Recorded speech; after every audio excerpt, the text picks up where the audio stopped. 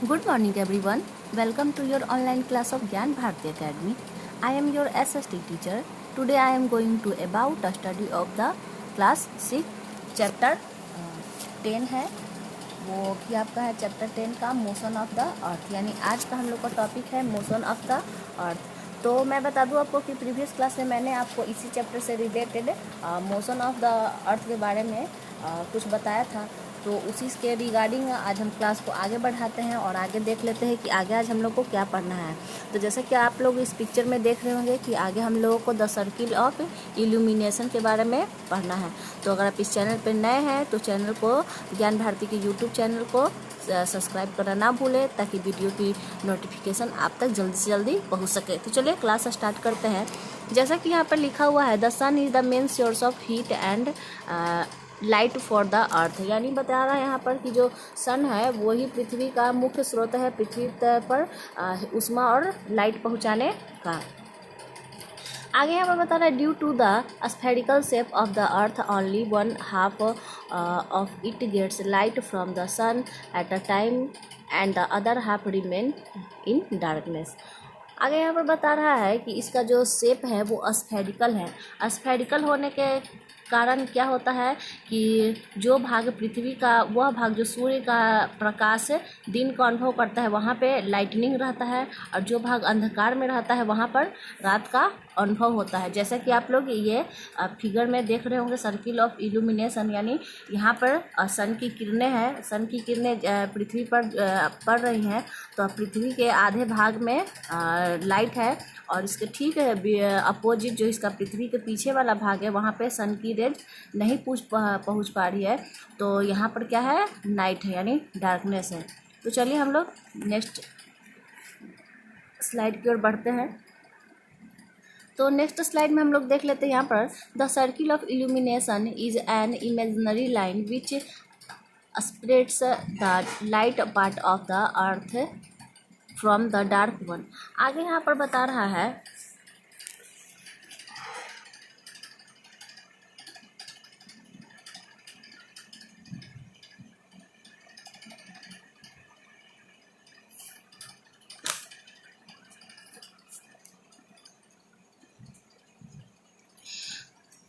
आगे यहाँ पर है the circle of illumination is an imaginary line which splits the light part of the earth from the dark one. दस the portion of the earth that receives sunlight experience day while the portion which is in darkness experience night।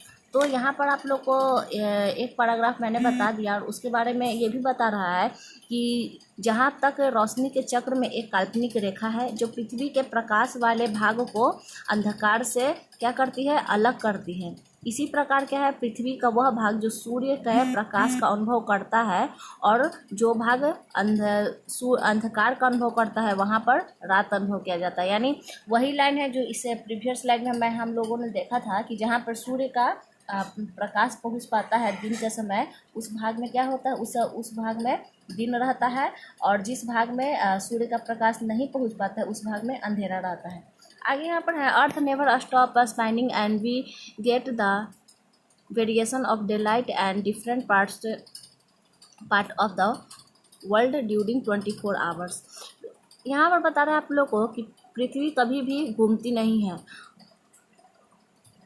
और हम 24 घंटों में 24 घंटों के दौरान दुनिया के विभिन्न हिस्सों में एक दिन के उजाले में बदलाव लाते हैं। यानी पृथ्वी क्या है, पृथ्वी अपने अक्ष पर क्या करती है, पृथ्वी नहीं घूम सकती है लेकिन पृथ्वी अपने अक्ष पर क्या करती है, घूमती है। लेकिन यहाँ पर आगे भी क्या बता रहा है, जो पृथ्वी के जो 24 आवर्स के दौरान जो भी कुछ परिवर्तन होता है उसके अक्ष के हिस्से में, यानी जिस भाग में अंधेरा रहता है और पृथ्वी अपने अक्ष पर क्या करती है, घूमती है।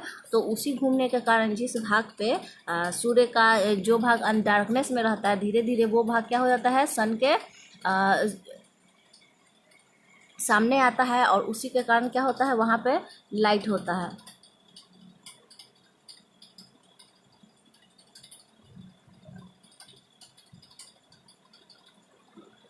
आगे यहाँ पर बता रहा है कि ड्रोन के बारे में। तो dawn before the sunrise diffuse sunlight is visible, it is dawn. यानी यहाँ पर बता रहा है भोर है। भोर के बारे में ये बता रहा है कि सूर्योदय से पहले एक विस्तृत सूर्य का प्रकाश दिखाई देता है, जिसे हम लोग पौ फूटना भी कहते हैं, या पौ फूटना, फूट रही है, ऐसा बोलते हैं। आगे है यहाँ पर morning. Morning the sun rays the slanting after sunrise. आगे यहाँ पर बता रहे सुबह की किरणें सूर्योदय के बाद क्या होती है, झुकी हुई रहती है। आगे यहाँ पर है नून यानी दोपहर। When a place is directly under the sun, यानी दोपहर वह भाग होता है जब कोई जगह सीधे रूप में उसके सामने आती है या नीचे आती है। आगे है आफ्टरनून। आफ्टरनून के बारे में भी बता रहा है कि sun rays are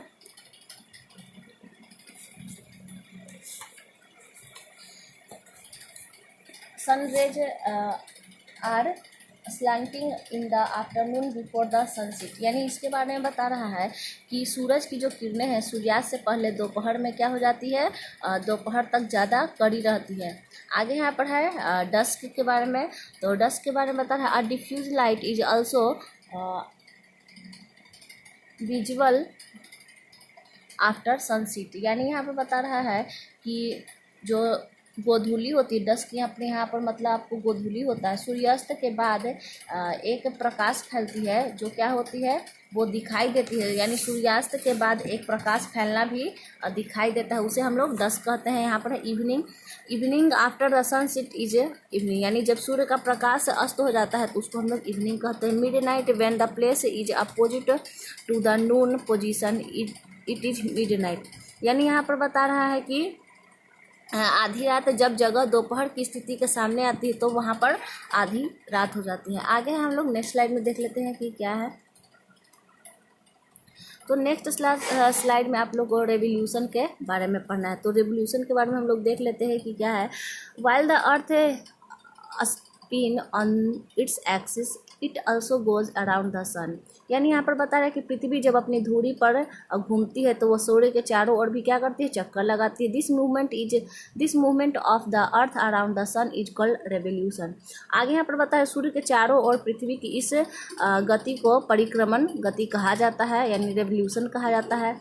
the earth taken 365 days 5 hour 48 minutes and 56 second, that is about 665 1/4 days to complete one revolution around the sun.